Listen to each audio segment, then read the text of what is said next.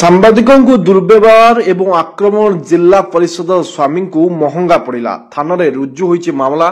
ढेंकानाल जिला हिंदोल ब्लॉक अंतर्गत माहुलुंडा पंचायतर कृष्णचंद्रपुर ग्राम में ब्लॉक तरफ एक गाड़वाल काम को जिला परिषद सभ्यांग स्वामी सुब्रत आचार्य उर्फ मंटू निजे ठिकादार भावे काम करते। यह कार्य सीमेंट और बाली नदी खाली क्रसर गुणे निम्नमानर काम करुवा समय उपकंठ सांबादिक संघर सांबादिक चैतन्य सामल से कार्य अति निम्नमानर हेउछि सीमेंट नदी किपरि गाड़वाल काम चलुछि बोली मंटू आचार्य को प्रश्न करथिले।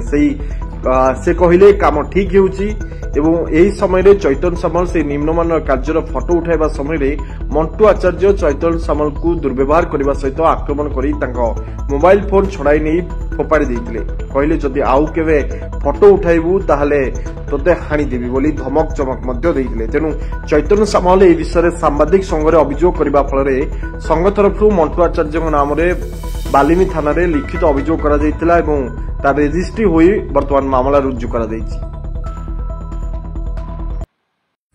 सांबादिक सम्मेलन आज बैठक षष्ठ बैठक आमर महालुंडा जीपीर दुर्नीति करुवा लोक सांबादिक हिसाब से तार निम्नमानर डस्ट द्वारा काम करुवा समय भिजुआल नेली बोली मो ऊपर आक्रमण कर